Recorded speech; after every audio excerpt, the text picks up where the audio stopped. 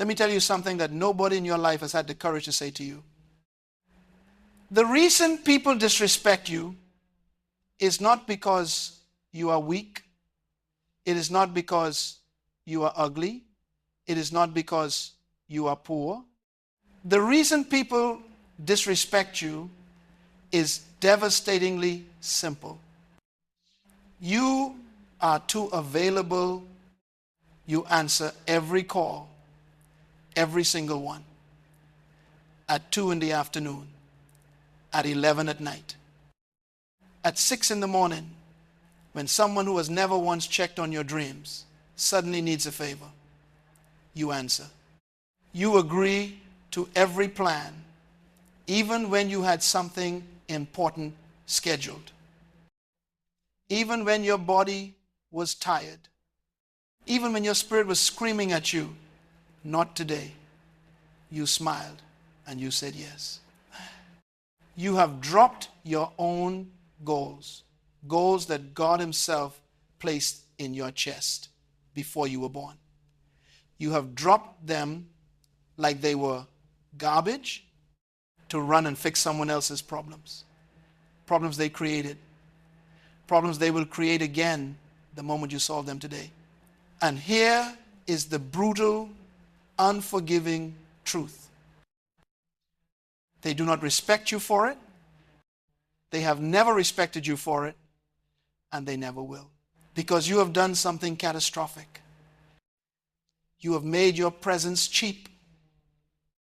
And in this world, in every economy, in every relationship, in every kingdom that has ever risen and fallen on this earth, cheap things get used.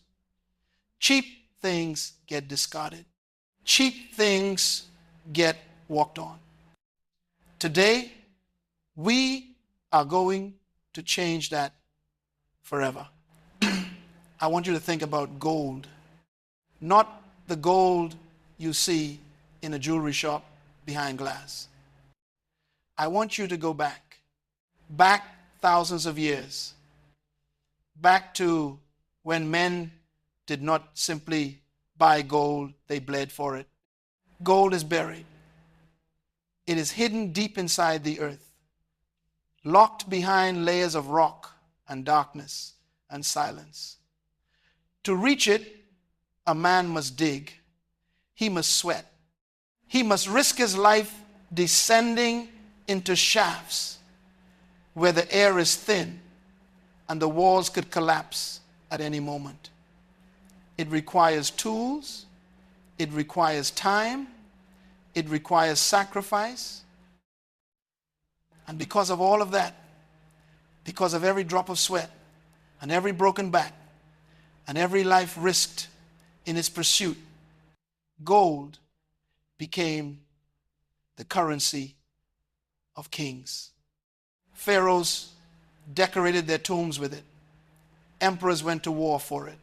Nations built their entire economies on the weight of it. Gold is valuable for one reason and one reason only. It is not everywhere. Now I want you to think about dirt. Right now, outside whatever building you are sitting in, there is dirt. It is on every road. It is in every field. It covers every empty lot in every city on every continent on this planet. You do not need to dig for it. You do not need to sacrifice for it. You do not need to schedule an appointment, travel a great distance, or pay any price at all to access dirt. And what do we do with dirt? We walk on it without thinking, without looking down. We grind it under our boots and we track it into our homes and we wipe it off like an inconvenience. Nobody has ever gone to war for dirt. No king has ever adorned his throne room with it. No lover has ever given it as a gift and expected gratitude in return. Now I need you to sit with this question, and I need you to be honest with yourself. more honest than you have perhaps ever been. In the lives of the people around you, are you gold or are you dirt? Because here is what I have observed in over 4 decades of studying human behavior, leadership, and the architecture of purpose. Most people, good people, kind people, people with extraordinary gifts buried inside them, have voluntarily made themselves into dirt. Not because they are worthless, but because they are everywhere. They are available at every hour. They say yes to every request. They shrink themselves, rearrange themselves, silence themselves, all to remain accessible, all to avoid the discomfort of being needed and saying, not right now. And the people around them, friends, family, colleagues, lovers, have learned one devastating lesson about them, that access costs nothing. When something costs nothing, it is treated as nothing. This is not cruelty. This is not a character flaw in the people around you. This is simply how human psychology functions at its most fundamental level. We assign value based on scarcity. We protect what is rare. We pursue what is difficult to reach. And we ignore, completely and utterly ignore, what is always, constantly, effortlessly within our grasp. You must understand this before we go any further. The problem is not that people are ungrateful. The problem is that you have trained them not to need gratitude. Because gratitude is reserved for gifts. And gifts, by definition, are not given every single time someone asks. Dr. Myles Munroe spent his life teaching one central, world-shaking idea. And that idea was this: you were born for a purpose. Not a purpose you invented, not a purpose your parents assigned you, not a purpose determined by your job title or your neighborhood or your income bracket. A purpose that was authored by the creator of the universe before a single atom of your body was assembled. That purpose, that assignment, that reason for your existence requires something from you that nothing else in your life requires. It requires your time. Not some of your time. Not the leftover hours after you have answered every call and attended every unnecessary gathering and sat in conversations that drain your spirit and produce absolutely nothing. Your purpose requires the best hours of your day, the sharpest version of your mind, and the deepest reserves of your energy. And right now, who is getting that? Be honest. Who is receiving the first fruits of your day? Is it your God-given assignment? Or is it a notification on your phone from someone who wants something from you? Dr. Munroe used to say something that silenced every room he walked into. He would stand at that podium and say, the wealthiest place in the world is not the gold mines of South Africa. It is not the oil fields of the Middle East. The wealthiest place on earth is the graveyard.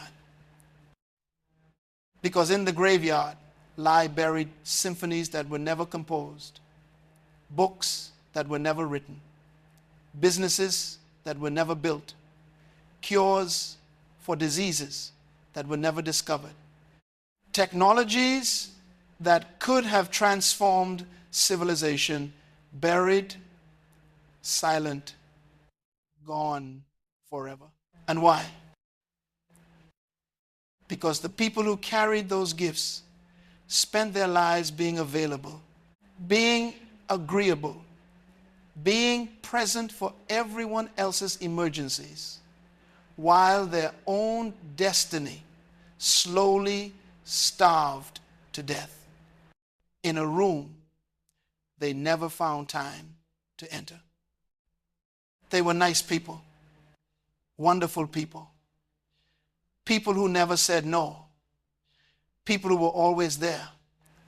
And the world called them good neighbors, good friends, good family members. But heaven called them something else, unfaithful stewards, because the gifts inside you do not belong to you alone. They were placed inside you as a deposit meant for the world. When you squander them, when you trade the hours meant for your purpose, for the approval of people who will not even remember your sacrifice, next week you are not being kind. You are being negligent. You are robbing the world of something it desperately needs. Now let us talk about time. Because time is the one resource that is perfectly, mercilessly equal. Every human being alive today, whether they are a billionaire or a beggar, whether they live in a penthouse or a village with no electricity, every single one of them gets exactly 24 hours today. Not one person gets 25. Not one person gets 23. 24 hours exactly for all of us. Dr. Munroe called this the great equalizer. He said that when God designed time, he ensured that no human being could ever look at another and say, I did not have the resources you had. Because we all have exactly the same amount of the most important resource there is. So the question of your life, the real question, is not whether you have enough time. The question is who you are giving it to. There are people in your life right now who are feeding on your time like parasites. I say that not with cruelty, but with surgical precision. They call with problems that never resolve, because resolving them was never the goal. Your attention was the goal. They invite you to events that add nothing to your life, your vision, or your character. They pull you into dramas, conflicts, and conversations that evaporate within 48 hours and leave no trace except exhaustion. And every minute you spend in those spaces is a minute that is gone permanently, irrecoverably gone. You will not get it back. You cannot negotiate for its return. You cannot work overtime to replace it. That minute of your purpose, that minute of your potential has been consumed by someone who will wake up tomorrow and call again. This is why becoming unavailable is not selfishness. It is stewardship. When you say no to the phone call that serves no purpose, you are saying yes to your destiny. When you disappear for a season to build, to study, to create, to develop the gift inside you, you are not abandoning people. You are honoring the God who placed that assignment in your hands.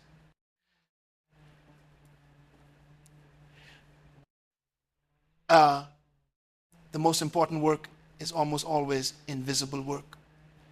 The builder who will one day construct a magnificent structure first spends months drawing plans in private. The surgeon who will save a life in the operating room first spent years in silence, studying, practicing, failing, improving, away from the crowd.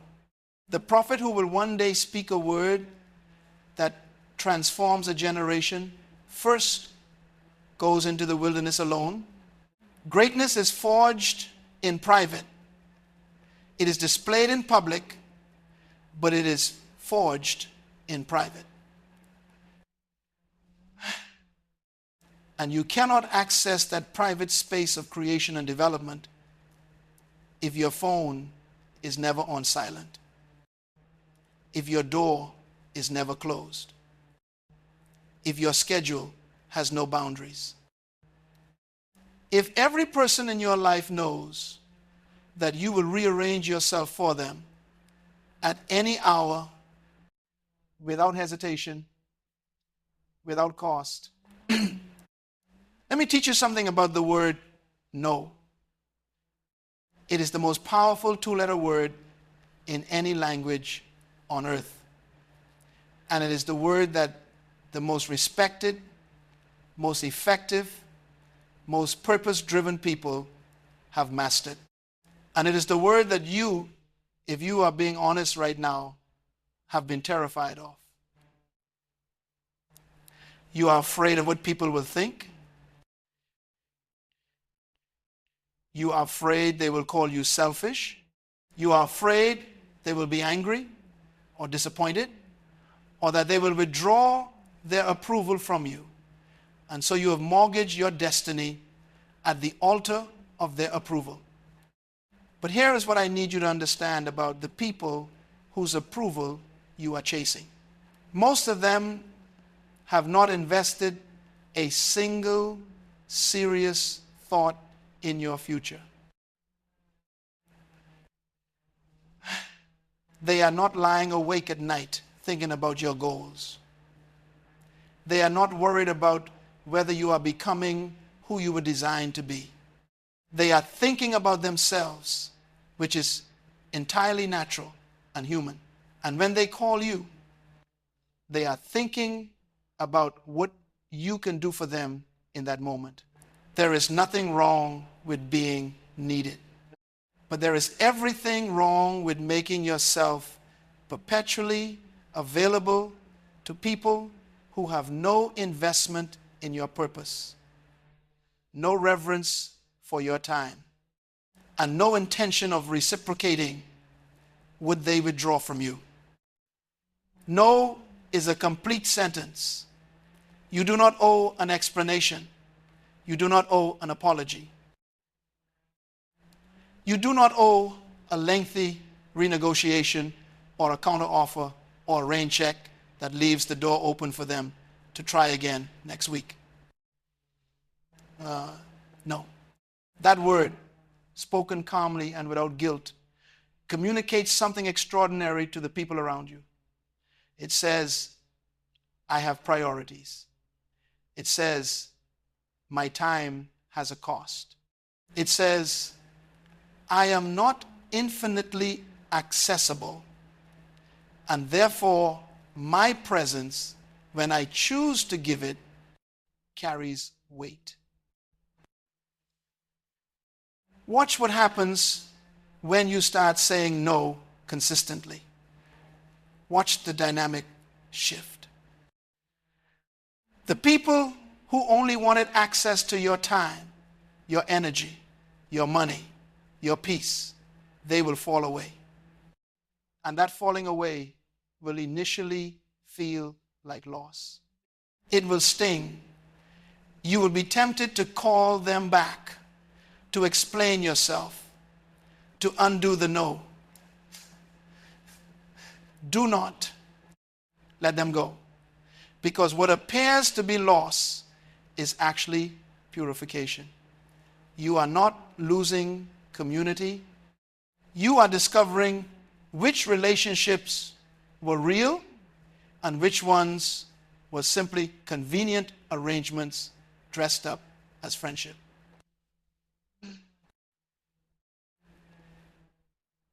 Now I want to talk about the power of disappearing. Not disappearing in weakness. Not disappearing because you are broken or afraid or running from something. I am talking about a deliberate, strategic, purposeful withdrawal from the noise so that you can hear your own voice again. There is a story in Scripture, and I want you to listen to this carefully, about a man named Elijah. Elijah was one of the most powerful prophets who ever walked the earth. He called fire down from heaven. He confronted kings. He spoke with an authority that silenced entire nations. But before any of that happened, God sent him to a brook called Cherith. And he told him, stay there, hide yourself, do not present yourself, do not perform, do not be seen. And while Elijah was hidden at the brook, God was feeding him, sustaining him, preparing him for a confrontation that would define his entire ministry and alter the course of a nation. The preparation happened in the hiding. Most of you are trying to build your future in public. You want to show the process. You want to be seen working. You want credit for the effort before the result has arrived. And so you remain visible, accessible, present, and because you are present, people keep pulling at you, and the work never gets done. Disappear. Put your phone on silent.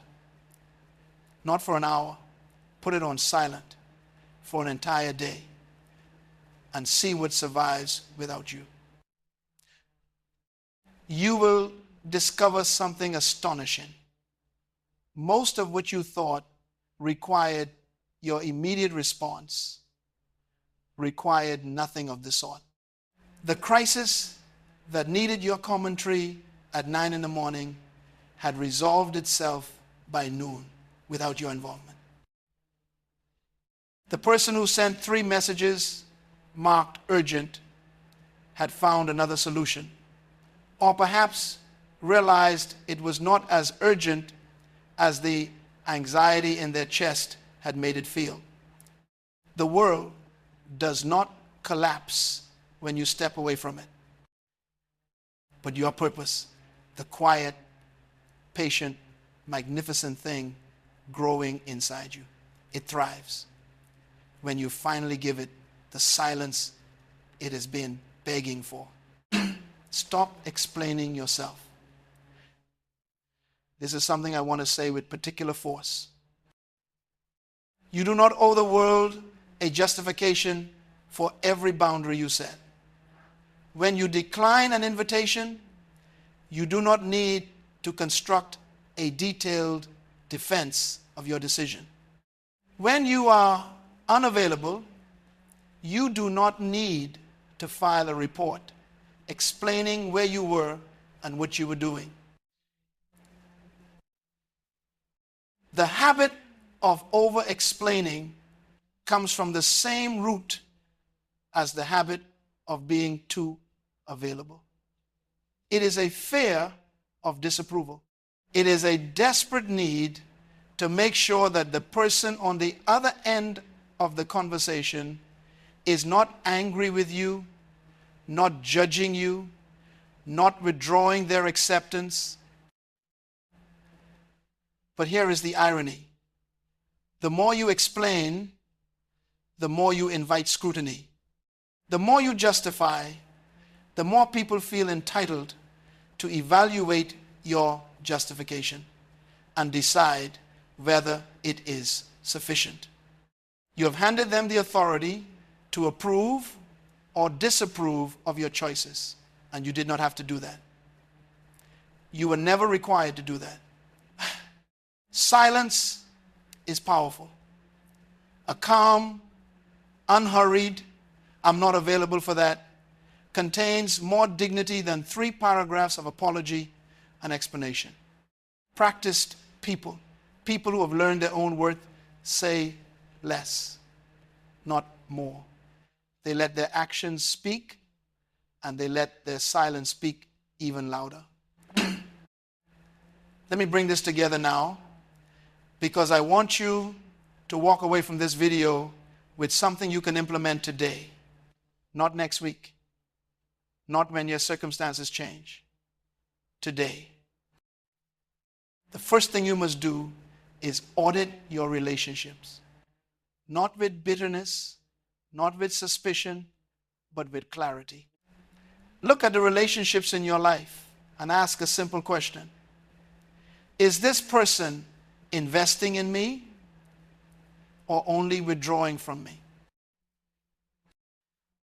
An investment looks like this genuine interest in your growth, your goals, your well-being, reciprocity, presence when you are the one who needs something. A willingness to give, not only to receive. A withdrawal looks like this. Calls that only come when something is needed. Conversations that center entirely on their reality and never ask about yours.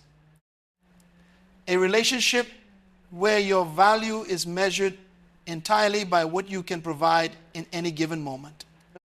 Once you have that clarity, you can begin to calibrate your availability accordingly.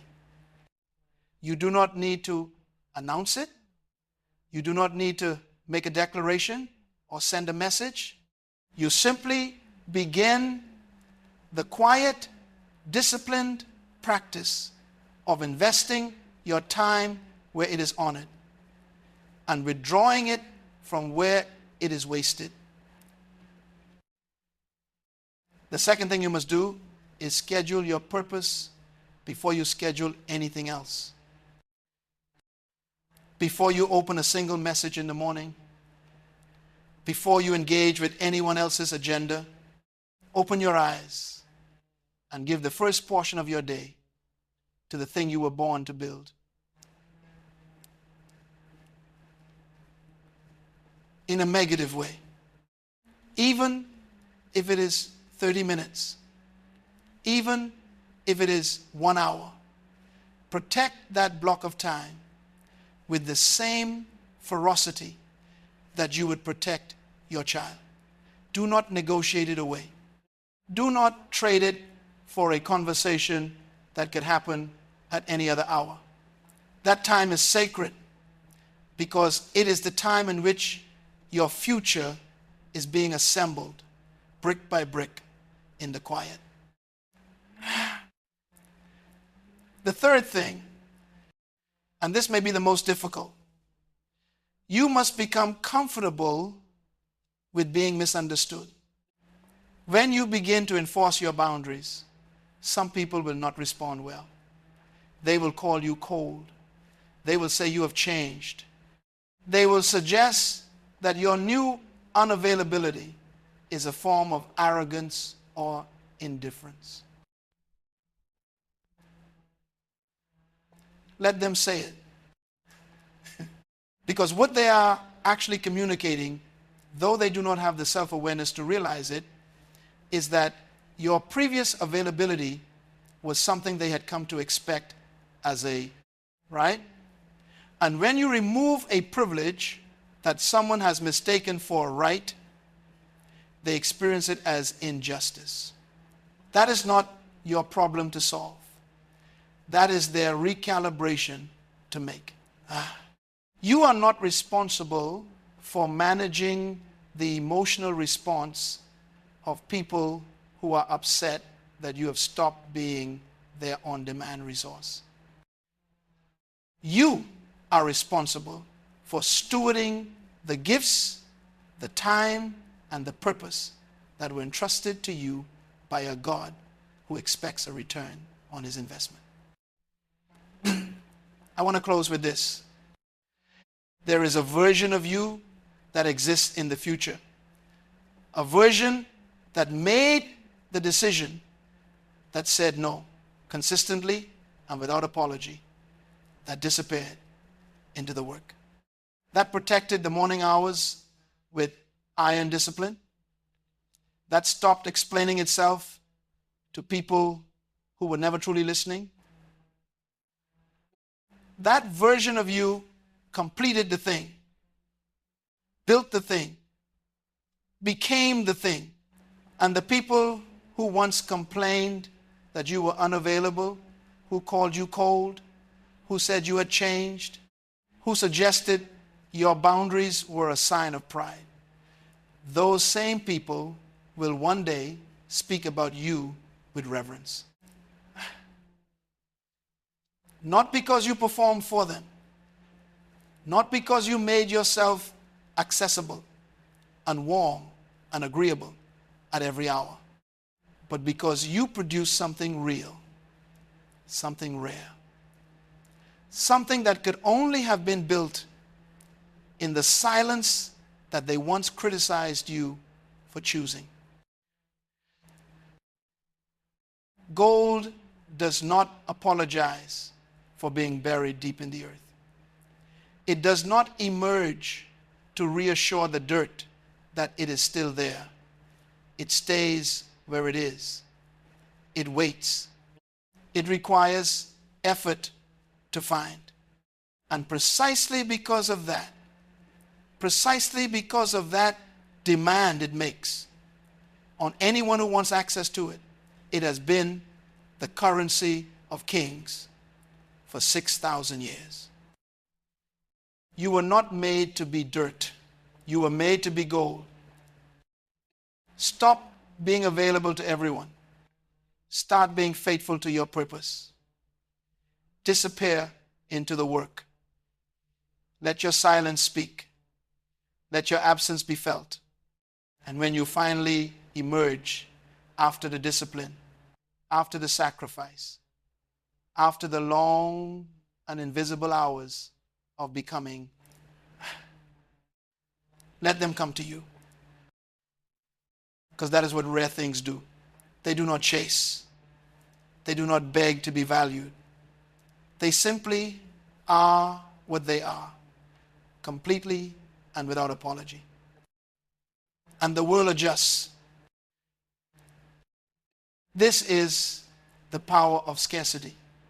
This is the architecture of respect. And this is the life that is waiting for you on the other side of the word no.